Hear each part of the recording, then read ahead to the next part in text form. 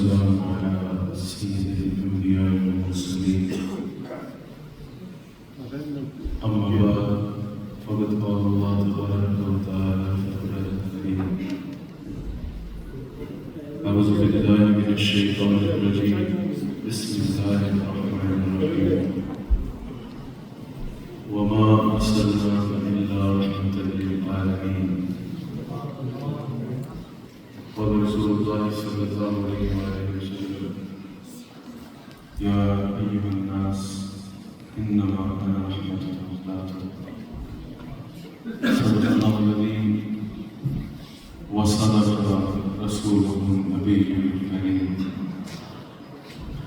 سچا ہمارا خالق اور سچا ہمارا مالک کے سوا اس وحد یکتا کی کوئی عبادت لائق نہیں اور سچا اس کے پیارے نبی آپ کے میرے آقا مولا رحمت للعالمین خاتم النبیین حضرت سیدنا و مولانا محمد رسول اللہ صلی اللہ علیہ وآلہ وسلم جن کے ماہ ولادت میں جن کے میلاد شریف کی اس خوبصورت محفل میں مہمان جمع ہیں اللہ تعالیٰ ہمارا یہاں جمع ہونا ہمیں قبول فرمائے اور اللہ تعالیٰ اس محفل ذکر مصطفیٰ صلی اللہ علیہ وسلم کو ہماری آخرت کے لیے وسیلہ نجات بناتے ہیں اللہ تعالیٰ نے قرآن کریم میں مختلف انداز میں حضور صلی اللہ علیہ وسلم کا شان مبارک کا ذکر فرمایا کہیں حضور کی شان کا ذکر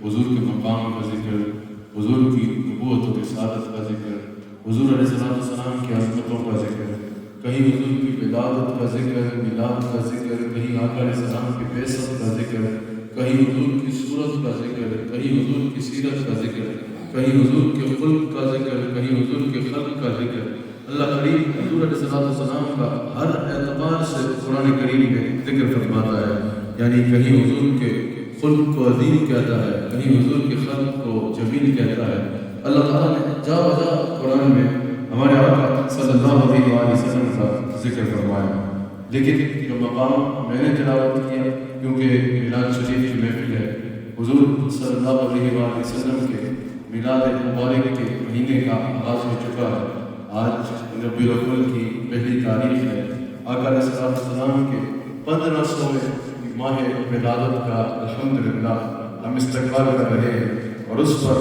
خوشی منا رہے ہیں اور اللہ کا شکر ادا کر رہے ہیں یاد رکھیے گا کہ حضور علیہ السلام کے آنے کو تشریف آوری کو بیان فرماتے ہوئے اور اناؤنس فرماتے ہوئے اللہ کریم ارشاد فرماتا ہے وَمَا أَرْسَلْنَاكَ إِلَّا رَحْمَةً لِلْعَالَمِينَ میرے حبیب علیہ السلام ہم نے آپ کو نہیں بھیجا مگر اس شان سے بھیجا کہ تمام عالمین کے لیے رحمت بنا کر بھیجا اب اس آیت پر غور کریں تو آپ کو آقا علیہ السلام کی عظمت و شان کے کئی پہلو نمایاں ہوں گے آپ کے آگے حضور علیہ السلام کی عظمتوں کے اتنے پہلو ہیں مفسرین اس آیت میں فرماتے ہیں کہ جن کا احاطہ نہیں کیا جا سکتا جیسے معراج کا واقعہ دیکھنے میں ایک معجزہ ہے لیکن اس ایک معجزے میں آقا علیہ السلام کی قدم قدم پر اتنے معجزات ہیں کہ جن کا شمار نہیں اسی طرح اس ایک آیت میں عظمت مصطفیٰ کے اتنے پہلو ہیں کہ جن کا حق ادا ہو نہیں سکتا اللہ اکبر ایسے کہیں اعلیٰ حضرت نے کہا کہ اے عطا خود سا لے قرآن رحمت اے حضور تجھ سے سب ممکن ہے پھر مدحت رسول اللہ کی ذرا دیکھیے اللہ تعالیٰ کتنی کس انداز میں حضور علیہ السلام کی عزت و شان کو بیان فرما رہا ہے سب سے پہلے اللہ کریم نے ارشاد فرمایا وما ارسلناک الا رحمۃ للعالمین حضور علیہ السلام کو عالمین کے لیے ہم نے رحمت بنا کر بھیجا اب اس کو یاد رکھیے گا علماء تشریف فرما ہے مظہری میں بھی موجود ہے قاضی ثناء اللہ صاحب نے کہا اور دیگر کئی مفسرین نے کہا یعنی رحمۃ للعالمین حضور علیہ السلام عالمین کے لیے راحم ہے عالمین پر رحم کرنے والے ہیں حضور علیہ السلام اللہ کی رحمتیں تقسیم کرنے والے ہیں حضور علیہ السلام راحم ہے حضور علیہ السلام پوری خلقت میں اللہ تعالیٰ کی جتنی کریشن ہے اس میں اللہ کی رحمت کو تقسیم کرنے والے ہیں اب آپ کو رحمت کی ضرورت ہے یا نہیں مجھے رحمت کی ضرورت ہے یا نہیں اللہ کی جتنی مخلوق ہے فرشتوں کو رحمت کی ضرورت ہے یا نہیں جنات کو رحمت کی ضرورت ہے یا نہیں جتنی بھی مخلوق ہے جتنی بھی کریشن ہے ہر ذرے کو رحمت کی ضرورت ہے اللہ کی پوری خلقت میں کوئی ذرہ ایسا نہیں ہے جس کو رحمت کی ضرورت نہ ہو. تو پتہ چلا کہ جس جس کو رحمت کی ضرورت ہے اس کو میرے آقا علیہ السلام کی ضرورت ہے. جس جس کو یہ حضور علیہ السلام رحم کرنے والے ہیں اس کو رسول اللہ علیہ السلام کی ضرورت ہے. ادھر رسول اللہ علیہ السلام کی بادشاہت ہے، حاکمیت ہے، حضور کی رسالت کے ڈنکے بجتے ہیں. اب یہ دیکھنے کے لیے کہ حضور صلی اللہ علیہ وسلم کی رحمت کہاں تک ہے، کون حضور علیہ السلام کی رحمت کا محتاج ہے، اور حضور نے کس کس پر رحم فرمانا ہے، اور حضور کس کس کے لیے رحمت بن کے آئے، یہ بات سمجھنا ضروری ہے. مثال کے طور پہ اگر ہم کہتے ہیں فلاں جو ہے وہ پرائم منسٹر ہے تو آپ پوچھتے ہیں کہ کس ملک کا پرائم منسٹر ہے. اگر میں بولوں پاکستان کا پرائم منسٹر ہے تو آپ فوراً پاکستان کا جو میپ ہے وہ ذہن میں لے آئیں گے. اچھا ان باؤنڈریز کے اندر اگر ہمیں کوئی کام ہو تو پرائم منسٹر فلاں ہے. ان باؤنڈریز کے اندر اس کا حکم چلتا ہے. پاکستان کی بارڈرز کی باؤنڈری کے اندر جو ہے وہ اس کی بادشاہت ہے، یعنی اس کی وزارت عظمیٰ ہے. جو یہ چاہے وہ کرے گا. اگر پاکستان کے میپ آپ ذہن میں لائیں گے کہ اگر اس کی باؤنڈریز کے اندر ضرورت ہو تو ہمیں پتہ ہے کہ چلو یہ وزیر اعظم ہے.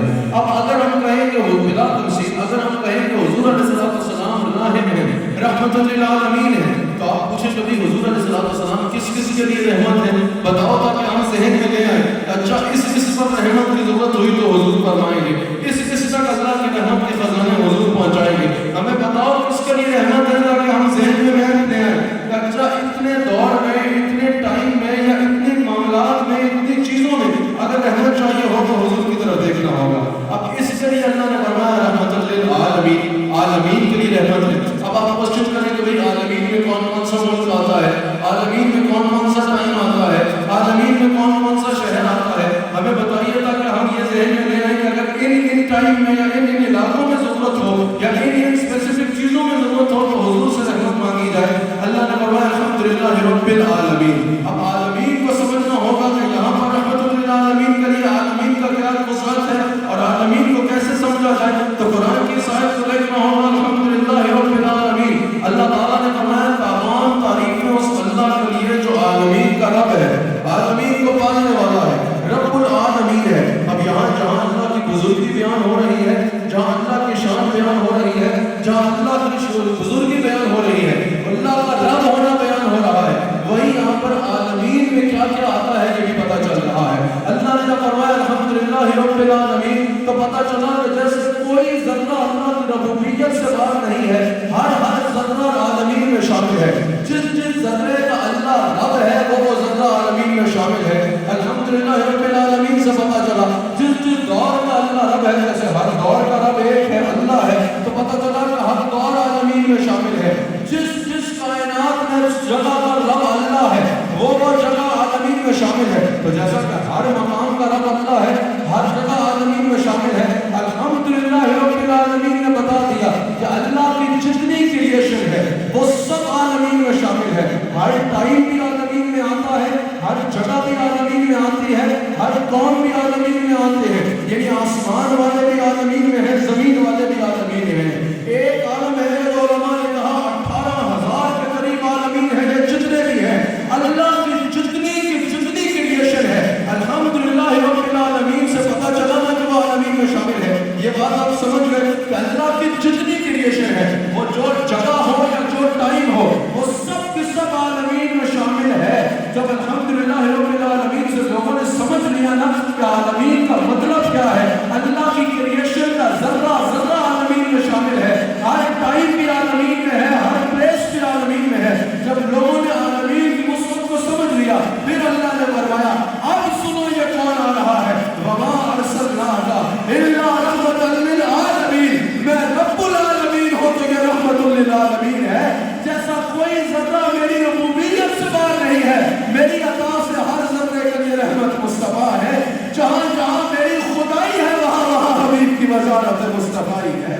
پتہ چلا کہ حضور صلی اللہ علیہ وآلہ وسلم ہر مقام کے لیے رحمت ہے، ہر دور کے لیے رحمت ہے، ہر ذرے کے لیے رحمت ہے. کائنات کا ذرہ جیسے اللہ کا محتاج ہے، اللہ کا حکم اس میں ہے کہ کائنات کا ذرہ حضور علیہ السلام کا محتاج ہے. مان رکھتے ہیں اس میں شرک نہیں ہے. اللہ کے پاس جو کچھ ہے وہ ذاتی اختیار ہے اس کا. اللہ کے پاس جو کچھ ہے وہ اس کا ذاتی خزانہ ہے. اللہ کے پاس جو کچھ ہے وہ اس کا ذاتی ہے، اس کا ہے. اور حضور کے پاس جو کچھ بھی ہے وہ اللہ کا عطا کردہ ہے. حضور کا اختیار بھی اللہ کا عطا کرتا، حضور کے خزانے بھی اللہ کا عطا کرتے، حضور کی رحمت بھی اللہ کا عطا کرتا۔ اللہ کے بعد جو کچھ ہے وہ اس کا اپنا ہے، حضور کے بعد جو کچھ بھی ہے وہ اللہ کی عطا ہے۔ اب سنیں ہم مفسرین نے کیا خوب بیان کیا۔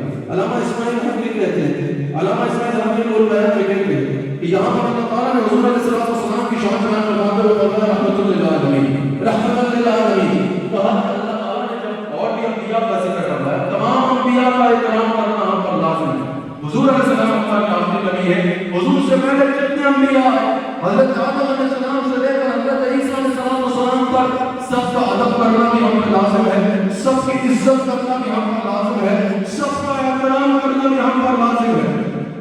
حضرت آدم سے لے کر حضرت عیسیٰ تک اگر کوئی کسی بھی نبی کی بیعت کرے تو وہ مسلمان نہیں ہو سکتا، لیکن خط سے اولیاء سے رسول سب رسولوں سے اعلیٰ ہمارا نبی حضور علیہ السلام کی شان کو دیکھو۔ ہمارے اس میں ہم کہتے ہیں اللہ تعالیٰ نے پہلے انبیاء کی رحمت کو بیان فرمایا، یہ بھی کوئی چھوٹا مقام نہیں ہے، بہت بڑا مقام ہے۔ کہا رحمت منا، وہ ہماری رحمتوں میں سے رحمت ہے، یہ ہماری اتنی رحمتوں میں سے ایک رحمت یہ ہے۔ اللہ پہلے انبیاء کی شان کو بیان کر رہا ہے، یہ کوئی چھوٹی بات نہیں ہے، بہت بڑی بات ہے۔ علامہ اسماعیل حنفی کہتے ہیں کہ اللہ ہمارا رحمت منا، یہ ہماری رحمت میں سے رحمت ہے، لیکن کہا کہ اندر بہت بڑا فرق ہے۔ کہا رحمتوں میں سے رحمت کا مطلب یہ ہے ہماری اتنی رحمتوں میں سے ایک رحمت یہ ہے، اور آیت سے ایک اور مراد یہ ہے ان کو رحمت کا امور سر انجام دینے کے لیے، رحمت کرنے کے لیے اسپیسیفک ٹائم دیا گیا، اسپیسیفک لوگ دیے گئے، اسپیسیفک عمر دی گئی، اور اسپیسیفک چیزیں ہیں جس میں وہ امور ہے جس میں وہ رحمت کرتے ہیں۔ لیکن کہا یہاں پر وہاں پر مقید کر کے بیان کیا، اسپیسیفک کر کے بیان کیا، اور کہا یہاں پر فرمایا رحمت للعالمین مطلقاً۔ حضور علیہ السلام کو اللہ تعالیٰ نے یہ نہیں فرمایا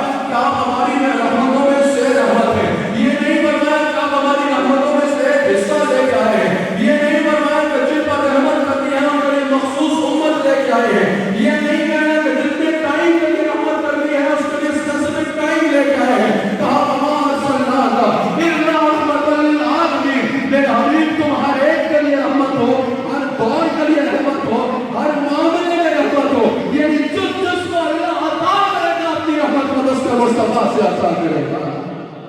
حضور علیہ السلام تشریف لائے تو مطلقاً رحمت مان کے تشریف لائے، سر سے لے کر پیر تک اللہ کی رحمت مان کر آئے۔ حضور علیہ السلام خود اللہ کی رحمت مان کر آئے۔ پہلے انبیاء کا بہت بڑا مقام ہے، لیکن وہ رحمتوں میں سے حصہ لے کر آئے، حضور خود اللہ کی رحمت مان کر تشریف لائے، وہ اسپیسیفک ٹائم لے کر آئے، حضور ہمیشہ کے لیے رحمت مان کر آئے، اسپیسیفک امور لے کر آئے، لیکن حضور ہر معاملے میں رحمت مان کر تشریف لائے۔ کہا حضور علیہ السلام کی رحمت ایسی ہے، حضور علیہ السلام کی رحمت اتنی وسیع ہے کہ جبرائیل کو بھی حضور کی ضرورت، میکائیل کو بھی حضور کی ضرورت، انبیاء کو بھی حضور کی رحمت کی ضرورت، پہلی امتوں کو بھی حضور کی رحمت کی ضرورت، حضور کی امت کو بھی حضور کی رحمت کی ضرورت۔ اور عالمین میں سورج بھی ہے، عالمین میں چاند بھی ہے، عالمین میں ستارے بھی ہیں۔ کہا سورج کو چمکنے میں حضور کی رحمت کی ضرورت، چاند کو چمکنے میں حضور کی رحمت کی ضرورت، بارش کو برسنے میں حضور کی رحمت کی ضرورت۔ کہا اگر ایک لمحہ بھی رحمت مصطفیٰ کو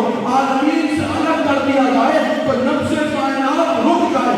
یہ کائنات جاری ہے تو رحمت سے جاری ہے، اور قرآن بتا رہا ہے رحمت للعالمین ذات مصطفیٰ صلی اللہ علیہ وسلم۔ حضور علیہ السلام رحمت للعالمین بن کے آیا، تمام عالمین کی رحمت بن کر آیا۔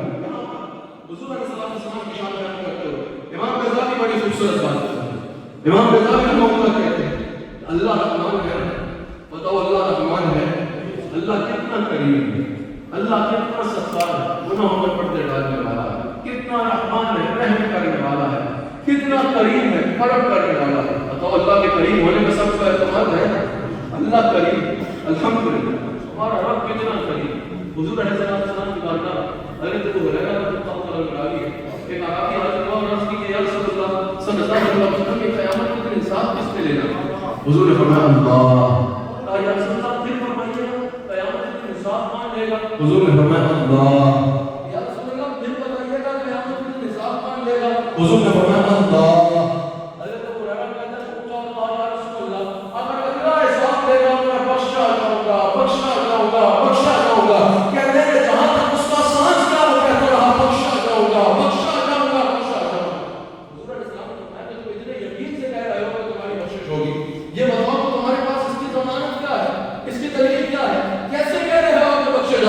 کہا یا رسول اللہ آپ بھی تو بتاتے ہیں کہ اللہ کریم ہے، جب کریم کے آگے کوئی ہاتھ مانگ کے معافی مانگ لینا تو پھر وہ توبہ نہیں ہے بلکہ مانگنے والے کو معاف کرتا ہے. کہا اگر وہ کریم حساب لے گا تو میں بخشا کروں گا. حضور نے کہا، حضور نے فرمایا میرے صحابہ اگر کسی ایسے کو دیکھنا چاہتے ہو تو اللہ کو پہچان چکا ہے تو اس کو دیکھ لو، یہ اپنے رب کو پہچان لیا. کتنا لوگوں سے مانگو تو لوگ ناراض ہوتے ہیں. اب ہر دوسرے دن کسی کے دروازے پہ مانگنے پہنچے تو وہ خوش ہوگا کہ روز آتا ہو یا ناراض ہوگا؟ کہے گا بھائی ایک بار دے دیا، دو بار دے دیا، تم تو مصیبت مانگنے میں پڑ گئے ہو. جب دیکھو ہمارے دروازے پہ مانگنے آئے ہوتے ہو، دنیا سے مانگو تو دنیا ناراض ہوتی ہے. حضور فرماتے ہیں تمہارا رب اتنا قریب ہے، لوگوں سے مانگو تو لوگ ناراض ہوتے ہیں، اس سے نہ مانگو تو ناراض ہوتا ہے.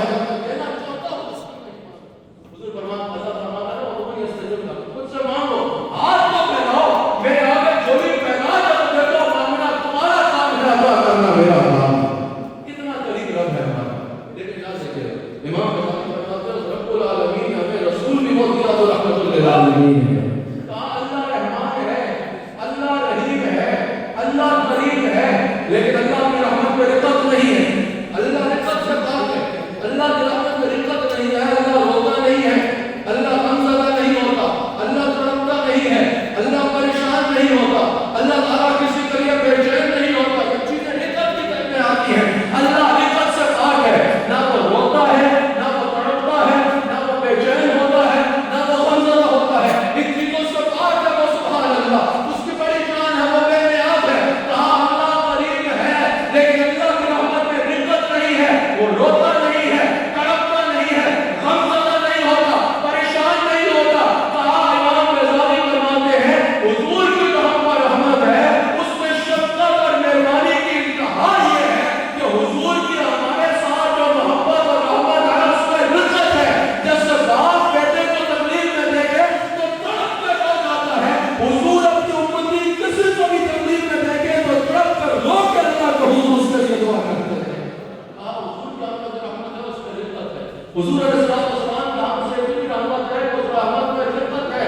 فرمایا کوئی باپ اپنے بیٹے سے اتنا پیار نہیں کرتا جتنا پیار مصطفیٰ صلی اللہ علیہ وسلم اپنی امتی سے کرتے ہیں. رو رو کے اپنی امت کے لیے دعا کرتے ہیں. اس کی دلیل ہے وہ کہتے ہیں کہ لقد جاءکم رسول من انفسکم عزیز علیہ ما عنتم حریص علیکم بالمؤمنین رؤوف رحیم. یہ آیت تلاوت کر کے کہتے ہیں یہاں حریص علیکم جو ہے وہ اس چیز کی ایک دلیل ہے کہ حضور علیہ السلام کی رحمت میں تعلق ہے، رحمت ہے ہمارے لیے.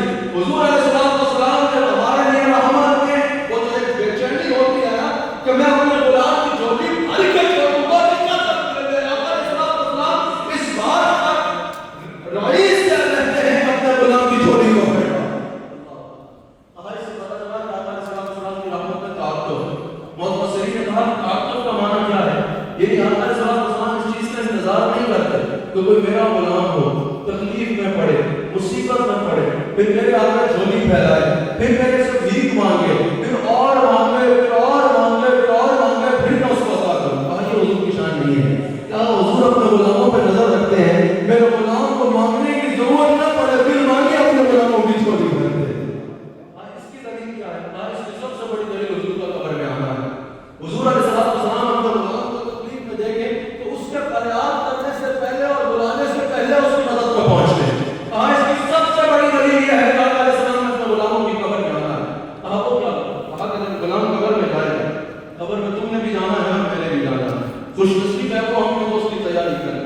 حضور علیہ السلام کا غلام جب قبر میں جائے گا، جب انسان قبر میں جائے گا اندھیری قبر ہوگی جس سے آج ہماری سو کی آنکھ کھلتی ہے. آج آپ سے 40 سال پرانا وقت سوچو، آپ لوگ 10 سال پرانا وقت سوچو تو کہتے ہو نا کہ اس طرح گزر گیا پتا بھی نہیں چلا. اسی طرح تھوڑی دیر میں آنکھ کھلتی ہے اور قبر میں ہونا. اللہ اکبر. جب انسان قبر میں جائے گا، قبر میں آنکھیں کھولے گا، بڑا ہوگناک منظر ہے. اس سے بڑا مقام میں نے کبھی نہیں دیکھا ہو، اس سے تنگ مقام میں نے کبھی نہیں دیکھا ہو، اس سے خوفناک مقام پہلے کبھی نہیں دیکھا ہو. حضرت عثمان غنی قبر کے پاس سے گزر رہے نا، بیٹھ کے رو پڑتے ہیں، داڑھی بھیگ جاتی ہے. کہا کہ حضرت آپ رو کیوں رہے ہیں؟ کہا لوگ اس سے غافل ہیں. میں نے آقا علیہ السلام سے سنا کہ قبر آخرت کی منازل میں سے پہلی منزل ہے، جو اس میں کامیاب ہو گیا وہ آگے بھی کامیاب ہوگا. یہ بڑا ہولناک اور خوفناک مقام ہے. انسان نے اس سے زیادہ خوفناک مقام پہلے کبھی نہیں دیکھا ہو. انسان قبر میں آنکھ کھولے گا، اندھیری قبر کو دیکھے گا، تنگ مقام کو دیکھے گا، اس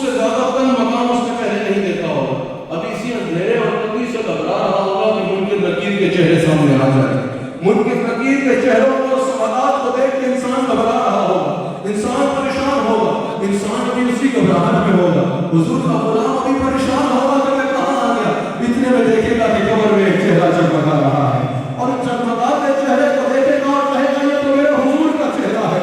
حضور علیہ السلام کا غلام حضور کو اپنی قبر میں دیکھ کر تڑپ جائے گا کہ یا رسول اللہ آپ انبیاء کے امام اور میری قبر میں, یا رسول اللہ آپ رسولوں کے امام اور میری قبر میں, یا رسول اللہ آپ امام الانبیاء اور مجھ غریب کی قبر میں, یا رسول اللہ ساری زندگی آپ کا مینات مناتا رہا, ساری زندگی آپ کی نعتیں پڑھتا رہا, ساری زندگی آپ کی محبت میں گزاری, قبر میں آیا تو یا رسول اللہ آپ میری قبر میں. سرکار کبھی دنیا میں میرے گھر آتے نا تو اپنا گھر سجاتا, صرف گھر نہیں پورا محلہ سجا دیتا. یا رسول اللہ محلہ نہیں پورا شہر ہی سجا دیتا. یا رسول اللہ اگر غریب بھی تھا تو اپنا سب کچھ بیچ کے آپ کا استقبال ایسے کرتا دنیا دیکھتی حبیب کا استقبال کیسے کیا جاتا ہے. یا رسول اللہ اپنا سب کچھ آپ کے قدموں میں نچھاور کر دیتا. یا رسول اللہ ایسی خدمت کرتا کہ مہمان نوازی کے سارے ناز اٹھاتا. یا رسول اللہ سب کچھ آپ کے قدموں میں ڈھیر کر دیتا. یا رسول اللہ آئے بھی تو قبر میں آئے, قبر میں کیا خدمت کرو. حضور فرمائے کہ میرے غلام کچھ لینے نہیں آیا, ساری زندگی تو میرا نعرہ لگاتا رہا نا, آج تجھے قبر میں تنہا دیکھا تو مدینے سے چلا آیا.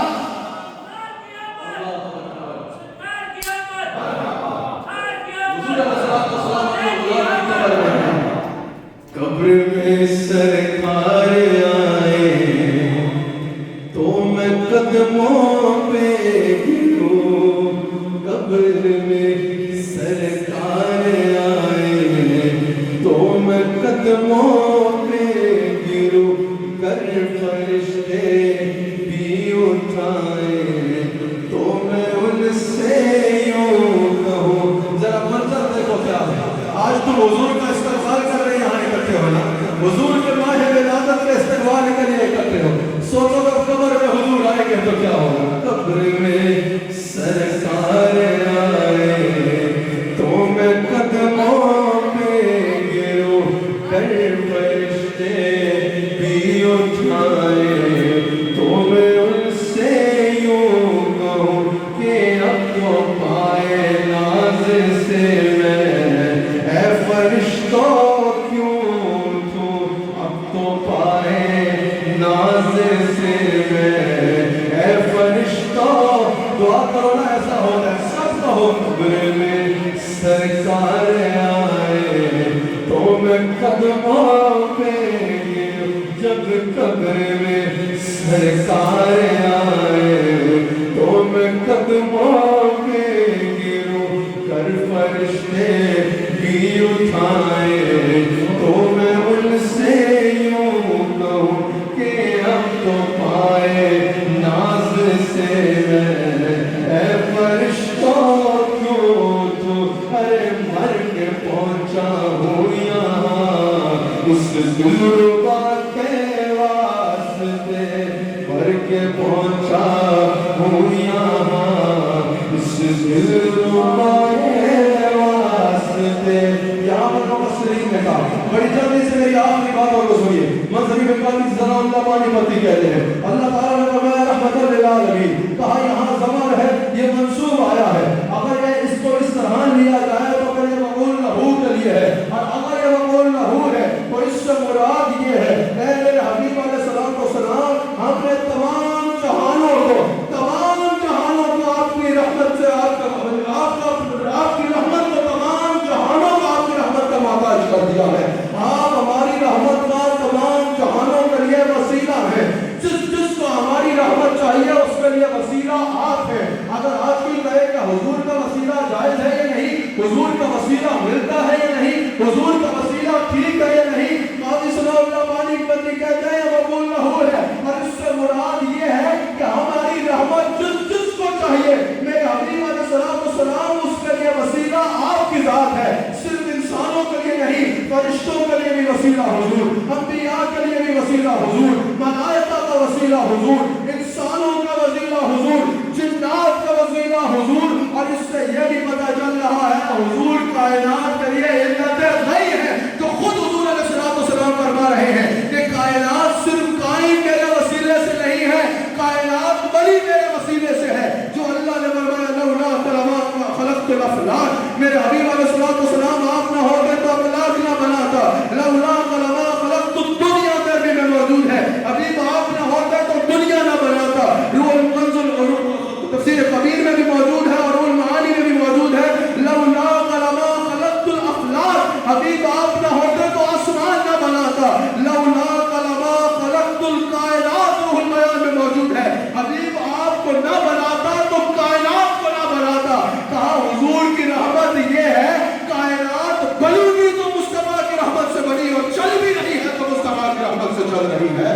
اور کہا تو حضور کی رحمت کا اگر غصہ دیکھنا چاہتے ہو تو اللہ کو بھی تم جانتے ہو، اگر تم اللہ کو بھی سجدے کرتے ہو، اگر تمہیں اللہ کی پہچان ملی اور پہلوں کو اللہ کی پہچان ملی تو اس کے لیے بھی وسیلہ حضور ہے. حضور فرماتے ہیں لولا لما اظہرت ربوبیہ، حضور اگر میرے حبیب اگر میں آپ کو نہ بناتا، آپ کو تخلیق نہ کرتا، آپ کو بھیجنا مقصود نہ ہوتا تو میں نے اپنے رب ہونے کے بارے میں بھی کسی کو بتانا ہی نہیں تھا. کہا تو حضور کی رحمت کی وسعت یہ ہے کہ آج اگر ہم اللہ کو جانتے ہیں، آج اگر ہم اللہ کو پہچانتے ہیں، آج اگر ہم اللہ کو سجدہ کرتے ہیں تو یہ بھی وسیلہ ہے مصطفیٰ صلی اللہ علیہ وسلم. اب حضور علیہ السلام کی رحمت اس حدیث بخاری سے سنو. حضور علیہ السلام فرماتے ہیں انما انا قاسم واللہ یعطی. یہ حدیث بڑی غور طلب ہے. آقا علیہ السلام نے فرمایا کہ تقسیم کرنے والا میں ہوں اور عطا کرنے والی اللہ کی ذات ہے. عطا کرنے والی ذات کس کی ہے؟ اللہ کی. ماشاءاللہ حضرت قبلہ سید جمیل الرحمن چشتی صاحب مدد اللہ علیہ تشریف لائے. میں حضرت کو خوش آمدید کہتا ہوں. اب یہ یہاں پر عقیدہ بھی سیکھ لو. یہ جو چند منٹ رہے کہ میں نے مغرب سے پہلے اپنی بات کو ختم کرنا ہے. بڑی غور سے میری بات کو سنو تاکہ تمہارا عقیدہ سمجھ میں آئے. ہمارا عقیدہ کیا ہے؟ خزانے اللہ کے ہیں اور تقسیم مصطفیٰ کی. اب اگر ہم حضور سے مانگتے ہیں تو ہم شرک نہیں کرتے. ہمارا عقیدہ کیا ہے کہ خزانے کس کے ہیں؟ اگر ڈاکٹر کے پاس جاتے ہو تو کیا عقیدہ ہوتا ہے؟ ڈاکٹر شفا دے گا یا اللہ شفا دے گا؟ کہا شفا اللہ نے دینا ہے. تو کہا کہ ڈاکٹر کے پاس مغز کیوں کھپا رہے ہو؟ جب شفا اللہ نے دینی ہے تو مسجد جاؤ نا. کہا شفا اللہ نے دینی ہے، ذریعہ اس کا علاج کرے. اب یہاں پر اعلیٰ حضرت نے کہا حاکم حکیم داد و دوا دے، یہ کچھ نہ دے. حاکم بھی اپنا کام کرے، حکیم بھی اپنا کام کرے، نہ کرے تو اللہ کا حبیب نہ کرے. کہا حاکم حکیم داد و دوا دے، یہ کچھ نہ دے. مردود کے مراد کس آیت خبر کی ہے کہ ان کے واسطے کہ خدا کچھ عطا کرے؟ آشا غلط کی حوث بے بسر کی ہے. ہم تو مانگیں گے، مانگے جائیں گے، منہ مانگی پائیں گے.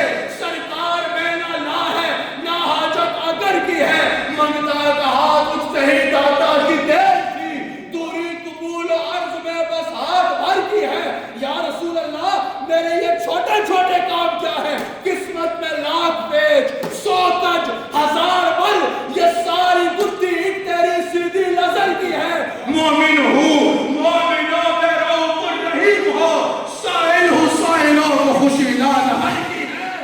اللہ اکبر. سنو اب رحمت مصطفیٰ پر اعتماد کیا ہے. ان چند منٹ میں 5 منٹ میں میری بات کو سنو تاکہ میں اپنی بات کو ختم کروں اپنے اس پیغام کے ساتھ. حضور علیہ السلام رحمت ہیں اور اللہ کی جتنی رحمت ہم تک پہنچتی ہے اس کا ذریعہ کون ہے؟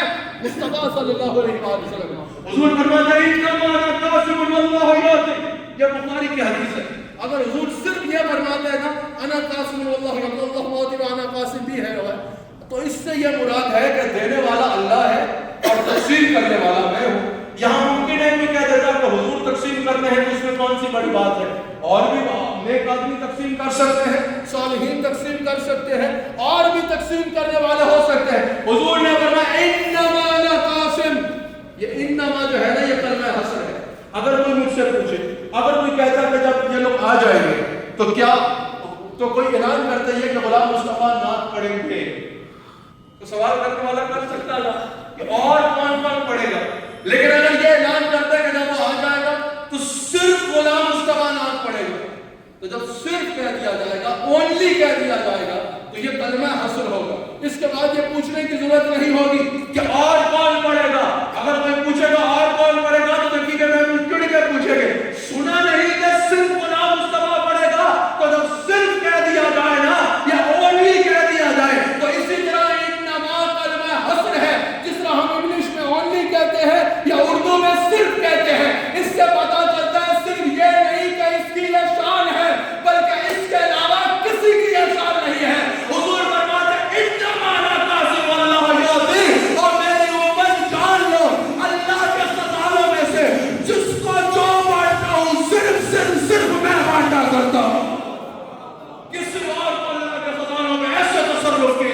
نہیں ہے. کسی اور کو اللہ کے خزانوں میں اس طرح ہاتھ ڈالنے کی اجازت نہیں ہے جس طرح اللہ نے مصطفیٰ کو دی ہے.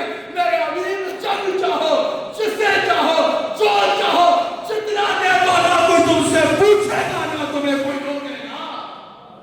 اس کی عقیدہ سمجھاتے ہوئے اسی پر اعلیٰ حضرت حدیث بخاری نقل کرتے ہیں اور اعلیٰ حضرت کا تبصرہ کا آپ کو بھی پتا ہے.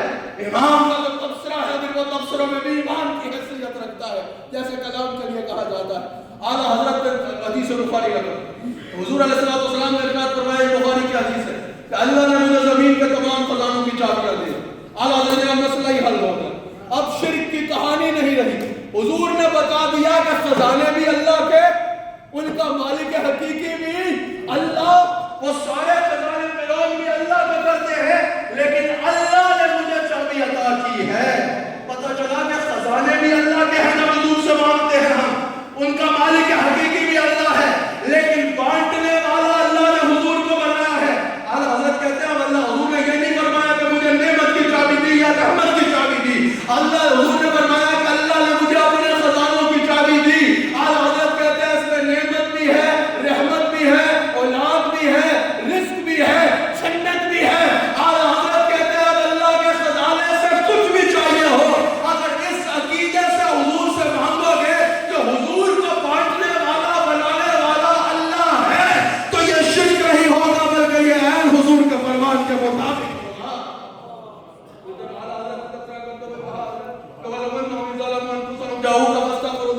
واستغفر لهم الرسول لوجدوا الله توابا رحيما. اعلیٰ حضرت سے سوال ہوا اللہ خود نہیں دے سکتا کہ ہم حضور سے مانگے؟ اعلیٰ حضرت نے کہا اللہ خود نہیں بخش سکتا تھا جو حضور کے پاس بھیجا. آپ نہیں سمجھ رہے, جاگ رہے ہو, ہری ہے گول بیٹھے ہو نا.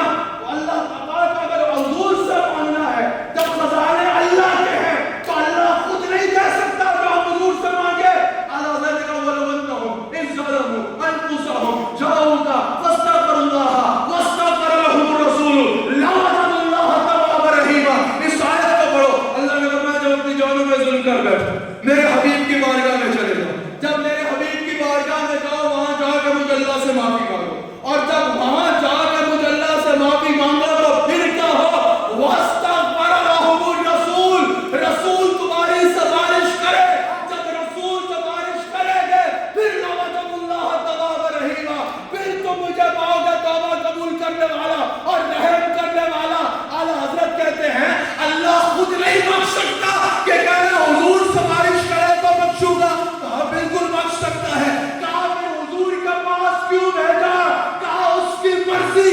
کہا جیسے وہاں اس کی مرضی ہے ویسے یہاں بھی اس کی مرضی ہے کہ اپنے سارے خزانے حبیب کو دی اور کہا حبیب بانٹتے چلے جا. سمجھ آ رہی ہے یا نہیں آ رہی؟ ہم حضور سے مانگتے ہیں اس نظریہ سے نہیں مانگتے کہ یہ خالق ہے, اس نظریے سے بھی نہیں مانگتے کہ یہ اس چیز کے مالک حقیقی ہے.